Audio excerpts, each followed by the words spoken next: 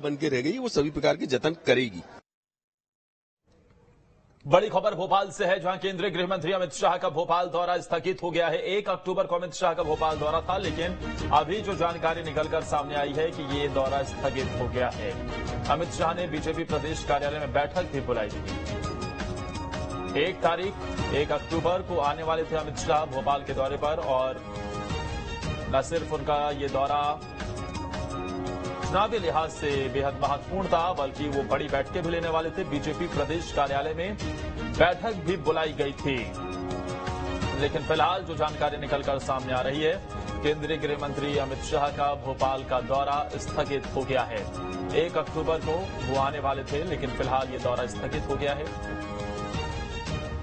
अब किन कारणों की वजह से ये दौरा स्थगित हुआ है, ये सवाल जरूर है।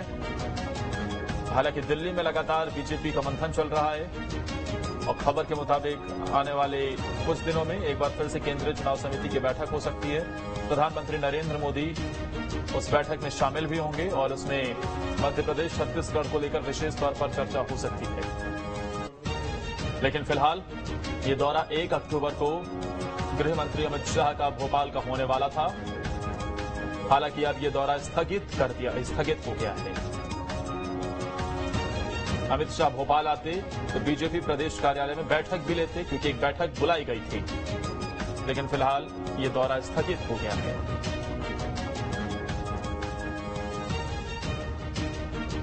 लगातार बीजेपी के बड़े नेता मध्य प्रदेश में पूरी तरीके से सक्रिय हैं। तमाम केंद्रीय मंत्रियों से लेकर गृह मंत्री, रक्षा मंत्री, बीजेपी के राष्ट्रीय अध्यक्ष और प्रधानमंत्री नरेंद्र मोदी भी लगातार एक के बाद एक बैक टू बैक एमपी के दौरे, कई बड़ी सौगातें भी दी जा रही हैं।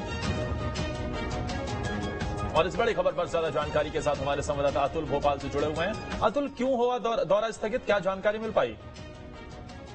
देखिए, बिल्कुल 1 तारीख को जो है दौरा होना था, लेकिन कहीं न कहीं अप्राप्य कारणों की वजह से ये दौरा रद्द कर दिया गया है। हालांकि बीजेपी के तमाम जो वरिष्ठ नेता हैं, जैसे हम बीजेपी प्रदेश की दिशा में तमाम चीजों की बातें कर रहे हैं, तो अभी तक ये स्पष्ट नहीं बता पा रहे हैं कि आखिर दौरा क्यों रद्द किया गया है। लेकिन कुल मिला के कह सकते हैं कि कुछ दिल्ली की जो बैठकें हैं लगातार जो चल रही हैं, इसके साथ साथ मध्य प्रदेश की भी कुछ नेताओं को दिल्ली बुलाने की बात की जा रही है, क्योंकि जिस तरीके से छोटे लिस्ट लाने की तैयारी की जा रही है, तो उसमें कुछ ऐसे विवादित जो है नाम भी जुड़े हुए हैं जिनके ऊपर चर्चा की जा रही है। इसके साथ जिस तरीके से हम लगातार कह रहे हैं कि मध्य प्रदेश के अंदर गुजरात मॉडल लागू करने की कोशिश कर रहे हैं, यानी लगभग 40 से ज्यादा विधायकों की टिकट भी कर सकते हैं, तो दिल्ली में उस दिन ये बैठक होने की संभावनाएं जताई जा रही है कि दिल्ली में तमाम बैठकें की जाएंगी। मुख्यमंत्री कहा, गिरीश शर्मा, तमाम जो लोग हैं वो इस बैठक के अंदर शामिल हो सकते हैं। बहरहाल लेकिन ये सब जानकारी सूत्रों के हवाले से रही है, लेकिन ये कह सकते हैं कि जिस तरीके 1 अक्टूबर को अमित शाह को भोपाल रहना था, कई बैठकों में कई देर की बैठक थी, कई घंटों की बैठक थी, और इस बैठक के अंदर जिस तरीके से जो